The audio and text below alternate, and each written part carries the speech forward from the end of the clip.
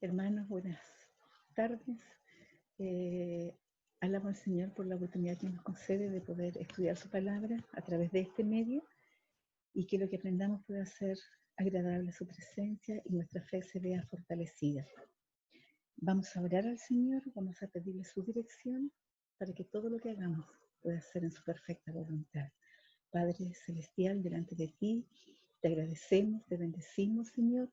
Damos la gloria y la honra a tu nombre por todas las cosas que tú nos concedes, por tu amor, por tu misericordia y también, Señor, por tu palabra, porque a través de ella nosotros podemos también conocerte. Que tu Espíritu Santo nos dirija, nos ayude y aumente también nuestra fe a través del conocimiento de tu palabra. Te lo pedimos en el nombre de Jesús. Amén. Hoy día vamos a hablar acerca de la sabiduría de Dios. La sabiduría de Dios. Hay que buscar en un diccionario a ver qué cosa es la sabiduría para poder entender de qué se trata este concepto. Dice el diccionario que la sabiduría es un conjunto de conocimientos que se adquieren mediante el estudio o la experiencia. Un conjunto de conocimientos. Pero también es la facultad de las personas de actuar con sensatez, prudencia o acierto. Entonces tiene dos aspectos. Uno, por un lado está el conocimiento y por otro lado nuestro actuar.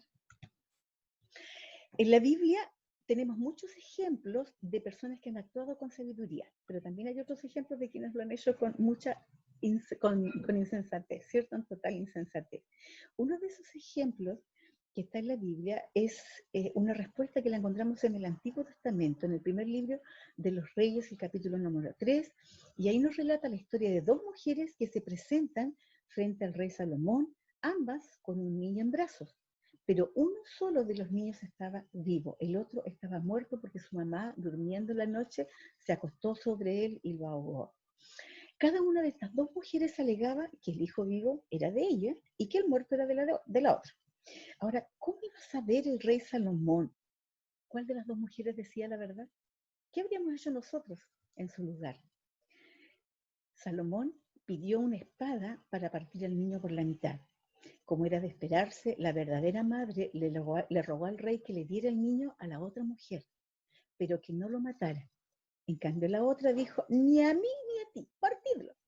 Inmediatamente el rey se dio cuenta quién era su verdadera madre y ordenó que se lo entregara. Salomón es considerado un rey sabio porque él le dijo a Dios, tú me has puesto en lugar de mi padre y yo soy joven y no sé cómo entrar ni salir.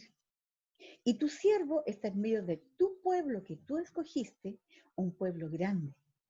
Da pues, le dice Salomón a Dios, a tu siervo corazón entendido. ¿Para qué? Para juzgar a tu pueblo y también para discernir entre lo bueno y lo malo. Salomón se dio cuenta de que tenía una tremenda necesidad para poder gobernar bien a este pueblo, el pueblo de Dios, tu pueblo le dice. Y por eso le pide a Dios entonces sabiduría para poder juzgar con justicia, me imagino yo, a su pueblo, y también discernir entre lo bueno y lo malo. ¿Por qué se lo pidió a Dios? Porque Dios es la sabiduría. Job dice, con Dios está la sabiduría y el poder, suyo es el consejo y la inteligencia. Ahora veamos, ¿desde cuándo existe la sabiduría? En la Biblia encontramos cómo este atributo es parte de la naturaleza divina aún antes de la creación del mundo. El libro de Proverbios habla de la sabiduría y dice, Jehová me poseía en el principio, ya de antiguo, antes de sus obras, eternamente, dice la sabiduría, tuve el principado desde el principio, antes de la tierra. Antes de los abismos fui engendrada, antes que fuesen las fuentes de las muchas aguas, antes que los montes fuesen formados, antes de los collados, ya había sido yo engendrada, dice la sabiduría. No habían hecho aún la tierra, ni los campos, ni el principio del polvo del mundo. Cuando formaba los cielos, Dios, allí estaba yo. Cuando trazaba el círculo sobre la faz del abismo, cuando ponía el mar su estatuto para que las aguas no traspasasen su mandamiento, cuando establecía los fundamentos de la tierra, cuando con él estaba ordenándolo todo, con él estaba yo, dice la sabiduría, ordenándolo todo, y era su delicia de día en día, teniendo solaz delante de Él en todo tiempo. Me regocijo en la parte de su tierra y mis delicias son con los hijos de los hombres. Esto está en Proverbios capítulo 8. Este pasaje entonces nos muestra que la sabiduría es contemporánea y coexistente con Dios y es eterna, porque Dios también lo es. Como mencioné al principio de este tema, la sabiduría tiene dos aspectos, ¿cierto? Es un conjunto amplio de conocimientos profundos, pero también es la facultad de poder actuar con sensatez, prudencia o acierto. Vamos a ver la primera parte, el primer aspecto de esta definición. Este primer aspecto nos recuerda otro atributo de Dios, porque habla del conocimiento, y el conocimiento de Dios es perfecto, o sea, es su omnisciencia, también se le llama la omnisapiencia de Dios. Pero nuestro Dios no adquiere el conocimiento a través del estudio o las experiencias como lo hacemos nosotros. Nosotros tenemos que capacitarnos, tenemos que esforzarnos, tenemos que estudiar, para eso Él nos dejó, ¿cierto?, su palabra. Podemos estudiar de otros libros, los chicos desde pequeños comienzan a estudiar en el colegio, pero para Dios no es así. El conocimiento de Dios es desde la eternidad y hasta la eternidad. Isaías 40:13 dice, ¿quién le enseñó el Espíritu de Jehová? ¿Quién le aconsejó enseñándole? En Dios está el total y absoluto conocimiento. Saben que en la Biblia frecuentemente las palabras sabiduría y conocimiento se mencionan juntas. Por ejemplo, en Jeremías 51:15 dice, el que hizo la tierra con su poder, el que afirmó el mundo con su sabiduría y extendió los cielos con su inteligencia. Sabiduría, inteligencia, conocimiento.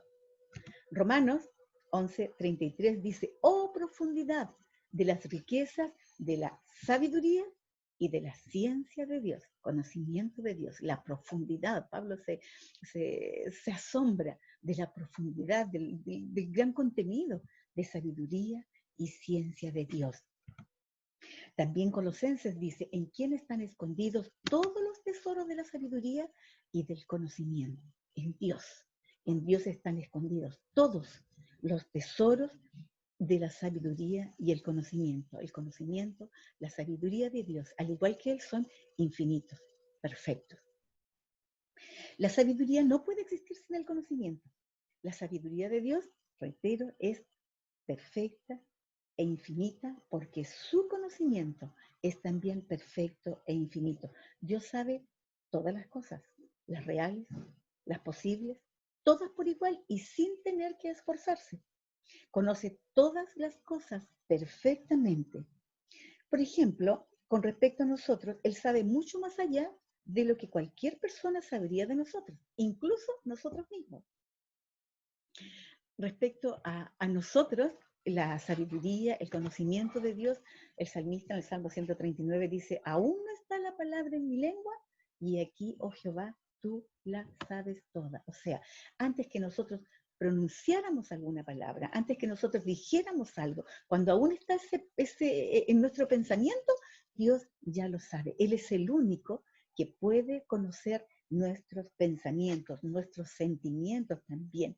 En Ezequiel dice, y vino sobre mí el Espíritu de Jehová y me dijo, así ha dicho Jehová, así habéis hablado, oh casa de Israel, y las cosas que suben a vuestro espíritu, yo las he entendido. O sea, lo que está en lo más íntimo del ser humano, en lo más oculto, que nadie más puede conocer. Aquellas cosas Dios las conoce. Yo las he entendido. Con Jesús también mostró este mismo atributo, porque Él es Dios. Le llevaron a Jesús un paralítico, lo bajaron por el techo, ¿recuerdan esa historia? Y Jesús cuando lo ve, no le dice que lo va a sanar, le dice, tus pecados te son perdonados. Y esos fariseos y escribas que siempre estaban molestando, empezaron a cavilar y decían, ¿quién es este que habla estas blasfemias? ¿Quién es este? ¿Ah? ¿Que habla blasfemia? Solo Dios puede perdonar pecados. Pero Jesús, conociendo los pensamientos de ellos, cavilaban en sí, respondiendo les dijo, ¿qué caviláis en vuestros corazones? ¿Qué caviláis en vuestros corazones? ¿Sorprenderemos nosotros a Dios? ¿Lo defraudaremos? Porque Dios conoce lo más íntimo de nosotros. Podemos decir que no hay nada en nuestras vidas pasadas que pueda ser causa para que Dios nos rechace. Nadie podría ir a Él para acusarnos de algo que hayamos hecho y lo pueda sorprender. Ningún pecado secreto, hermanos, que pudiera descubrirse que hayamos hecho en el pasado para avergonzarnos frente a Él, ninguna debilidad en nuestro carácter podría lograr que Dios se apartara de nosotros. Nada de lo que hagamos podría causar el asombro de Dios, ni tampoco lo vamos a defraudar, porque Él conoce quiénes somos, conoce nuestro pasado, nuestro presente, nuestro futuro. Él nos conocía completa y perfectamente antes que nosotros lo conociéramos a Él. Él nos llamó en el pleno conocimiento de todo lo que estaba en contra de nosotros. Había una carta que nos acusaba, pero Él ya la sabía. Por lo tanto, nada lo va a sorprender, nada de lo que nosotros hayamos hecho. Él lo conoce, Él ya lo sabe. De la misma manera, Él conoce lo que nosotros estamos haciendo ahora y lo que vamos a hacer en el futuro. Incluso nuestros pensamientos son por Él conocidos y también la intención de nuestro corazón. ¿Cuántas veces nos ha pasado que hemos hecho algo, hemos tenido de hacer la intención de hacer algo, una buena intención, y sin embargo las cosas no salen al revés? Y somos a lo mejor criticados por eso, pero Dios conoce la intención de nuestro corazón. El segundo aspecto que nosotros vemos, bueno, Él nos conocía completa y perfectamente antes que nosotros le conociéramos a Él. El segundo aspecto, su obra. Hablamos del conocimiento de Dios, ahora vamos a hablar de su obra, su perfecto actuar. La Biblia declara que la sabiduría de Dios se ve claramente reflejada en la creación. Veamos algunos pasajes. Oh Señor, dice el salmista, innumerables son tus obras. Todas ellas las hiciste con sabiduría. Rebosa la tierra con todas tus criaturas. Oh Señor, cuán innumerables son tus obras. Todas ellas las hiciste con sabiduría. Jeremías dice, Él es el que hizo la tierra con su poder, el que afirmó el mundo con su sabiduría y extendió los cielos con su inteligencia. A su voz se producen tumultos de agua en los cielos y hace subir las nubes de lo último de la tierra. Él hace relámpagos con la lluvia y saca el viento de sus depósitos. Él hizo todas las cosas con sabiduría. Un poco también lo que decía Proverbios, cuando la sabiduría hablaba así, en la creación del mundo, allí estaba ella, la sabiduría. Todo Él lo hizo con sabiduría. El mundo, el universo, las galaxias, estrellas, sistemas solares, todo está allá arriba, a no sé qué distancia, viviendo en perfecta armonía. Nosotros sabemos ahora, ¿cierto?, que la atracción de la Tierra, la fuerza de gravedad de la Tierra, la Luna, de las estrellas, de los otros planetas, hace que todo se mantenga en perfecto equilibrio. Dios lo hizo. Nuestro mundo, a pesar de que la destrucción que el hombre está haciendo en él, aún nuestro mundo funciona en perfección para nuestra existencia. El agua, hermanos, el agua tiene atributos que ningún otro elemento en la tierra los tiene. Es maravilloso ver cómo es el único elemento, por ejemplo, que cuando se enfría se expande y cuando se calienta se recoge, se evapora. Ya es el único elemento que tiene este tipo de... Dios lo hizo perfecto. Nuestros cuerpos también. Vemos, por ejemplo, cómo nuestros cuerpos están formados por sistemas, ¿cierto? Respiratorio, no sé, todos los sistemas, y que esos sistemas están formados también por órganos. Los órganos están formados por pequeñas células invisibles a nuestros ojos, pero es maravilloso cómo funciona todo. A ver, por ejemplo, hace un tiempo atrás yo estuve viendo la división celular, hermanos, cómo funciona de una perfección. Piensen ustedes en la formación de una persona, de un ser humano. Son dos células que se unen y sin embargo empiezan a multiplicarse, ¿Cómo sabe una célula que tiene que ser formar la mano? ¿Cómo sabe otro grupo de células que tiene que ser sangre? Que tiene que ser, no sé, pulmón. Dios puso leyes que no van a ser quebrantadas. Yo los hermanos, los jovencitos que están estudiando, que puedan ver a lo mejor este tema, yo los invito a que aprovechen el tiempo en el colegio, porque así van a poder conocer cómo Dios hizo las cosas. en las células, los sistemas, no sé, la misma naturaleza, las plantas, que son cosas que se estudian en el colegio. Vean la fotosíntesis, estudien todo porque es maravilloso ver cómo Dios hizo todas las cosas. El hombre lo único que ha hecho fue descubrir aquellas cosas, ¿cierto? Miren, a pesar de, yo tenía la célula aquí también, la célula que Dios creó para que pudiéramos nosotros vivir perfectamente. A pesar de todo, el apóstol Pablo no tenía el conocimiento científico que nosotros tenemos el día de hoy, y sin embargo, él exclamó, oh profundidad de las riquezas de la sabiduría y la ciencia de Dios, cuán insondables son sus juicios e inescrutables sus caminos. Profundidad de las riquezas de la sabiduría de Dios. Romanos 11:33. Cuando Jesús estuvo en la tierra, él también demostró su sabiduría en todo lo que él hacía y decía. Un hermoso ejemplo lo tenemos en uno de sus famosos encuentros con los fariseos. Estos dirigentes religiosos y otros más iban donde él una y otra vez para hacerle preguntas, pero no con un interés de aprender o de saber, sino que lo hacían para sorprenderle en alguna palabra. Querían acusarlo, querían destruirlo, querían matarlo, querían sorprenderle. En esta ocasión le plantearon si era lícito entregar o no el tributo al emperador romano. Cualquiera que haya sido su respuesta iba a causar problemas. Si Jesús contestaba que sí, los judíos se iban a molestar porque ellos detestaban tener la obligación hacia un imperio que los tenía bajo sujeción. Esa obligación de pagarle tributo o impuesto. Ahora, si respondía que no, iba a tener problemas con los romanos. Jesús, conociendo la malicia de ellos, les respondió, dad a César lo que es de César y a Dios lo que es de Dios. Tan sabia e inesperada respuesta de nuestro Señor los dejó perplejos. Dice la Biblia que ellos se maravillaron y dejándole se fueron. Volvamos otra vez a nosotros. ¿Ya? ¿Qué es? ¿Cómo actúa Dios en su sabiduría hacia nosotros? Hablamos del actuar de Dios. Romanos 8:28 dice, y sabemos que a los que aman a Dios, todas las cosas les ayudan a bien. Todas las cosas les ayudan a bien. Esto es, a los que conforme a su propósito son llamados. En este pasaje, el apóstol Pablo afirma que todo lo que nos sucede, todo lo que ocurre en nuestras vidas es para nuestro bien. Todo aquello que nosotros consideramos bueno, como aquello que nosotros consideramos que es malo. Pero no se trata de casualidades, no se trata de algo fortuito, es un plan divino para nuestras vidas, para sus hijos.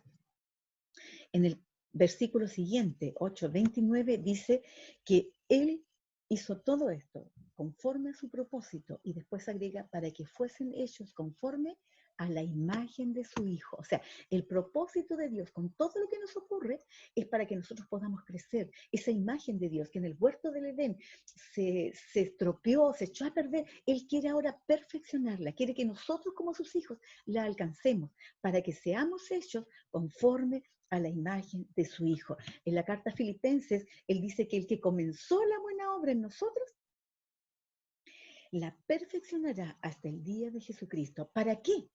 Para que seamos sinceros e irreprensibles para el día de Cristo, llenos de frutos de justicia que son por medio de Jesucristo, para gloria y alabanza de Dios. Sinceros, irreprensibles para el día de Cristo. La imagen de Dios perfeccionándose en nosotros.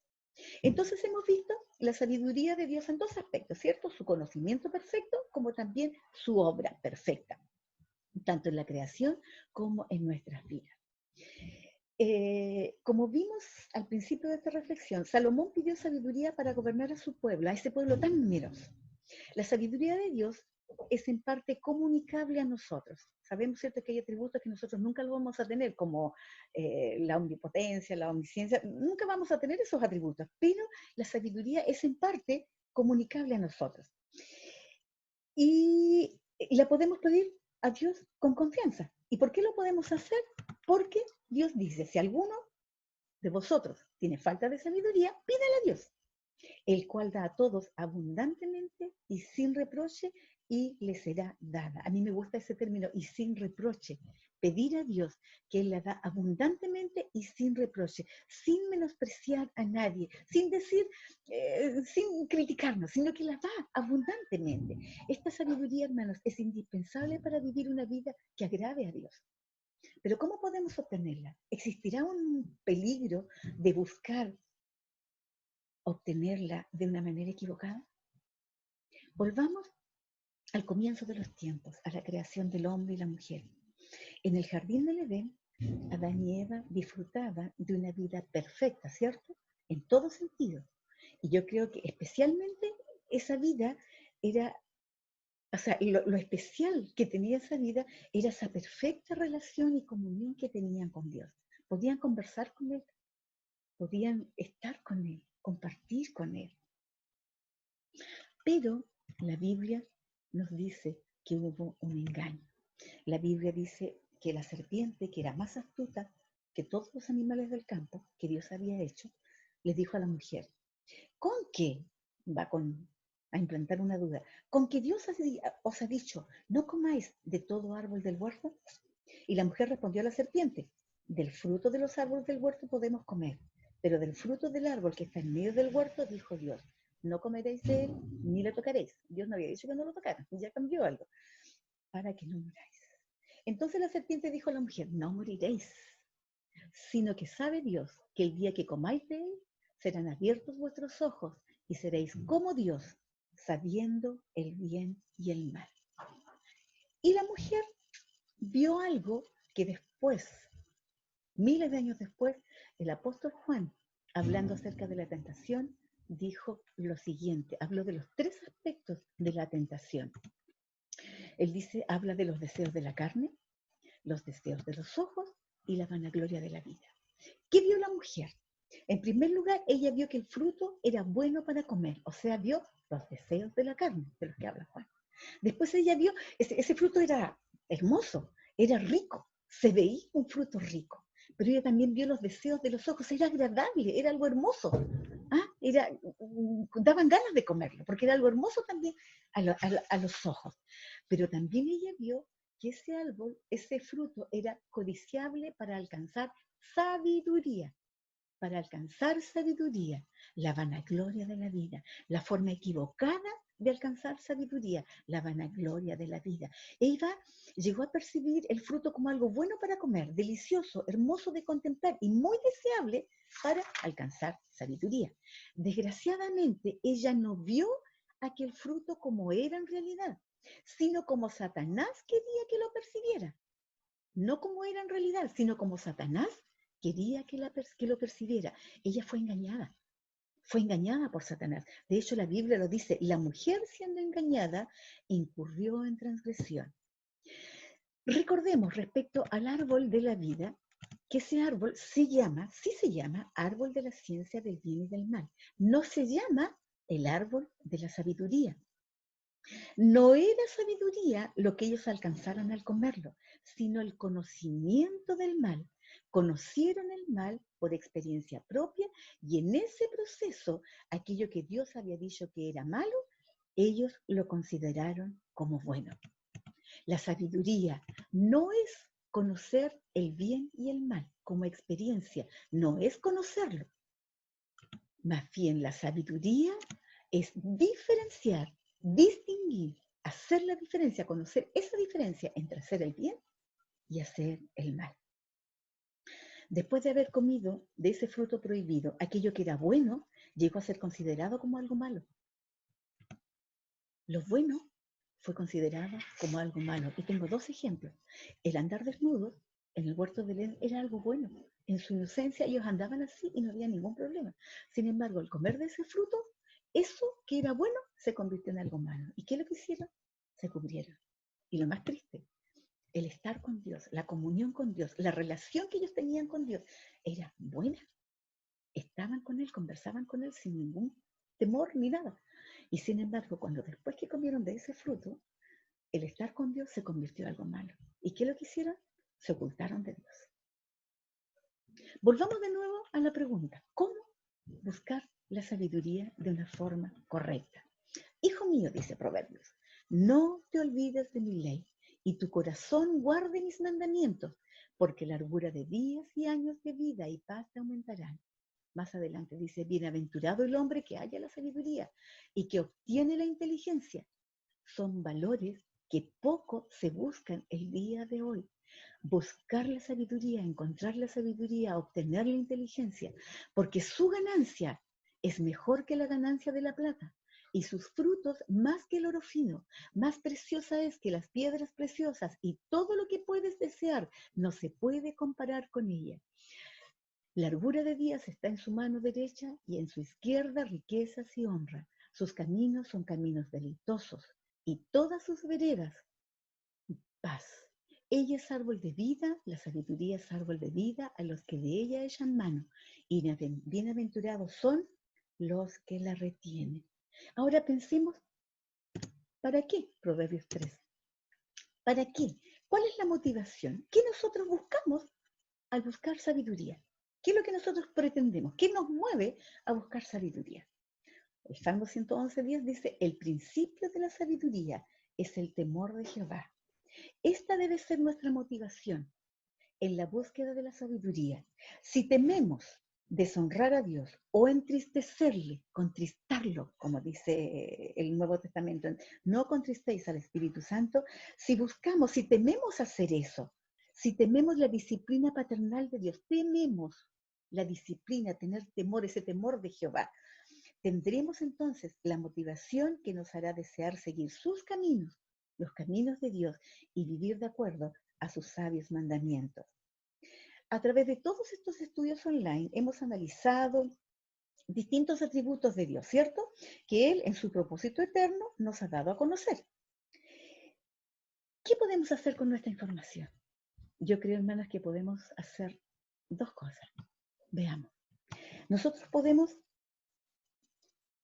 maravillarnos de cuán grande es nuestro Dios a través del estudio, a través de lo que hemos aprendido de Él, aprender a admirarnos, asombrarnos de su autoexistencia, de su eternidad, inmutabilidad, perfección, omnipresencia, omnisciencia, sabiduría, su omnipotencia, su amor y otros atributos más. Podemos asombrarnos intelectualmente, pero por otro lado podemos hacer otra cosa, y es que podemos vivir una vida con temor delante de Dios, con el temor de Dios en nuestra vida, y vivir al mismo tiempo confiadamente, porque nosotros servimos, adoramos, alabamos a un Dios que es autoexistente, eterno, inmutable, perfecto, omnipresente, omnisciente, sabio. Que todo lo que hemos aprendido de Él en estos estudios nos lleva a seguir el consejo del rey Salomón. Fíate de Jehová de todo tu corazón. No te apoyes en tu propia prudencia. Reconócelo en todos tus caminos y Él enderezará tus veredas. Estamos viviendo, hermanos, una situación mundial muy complicada.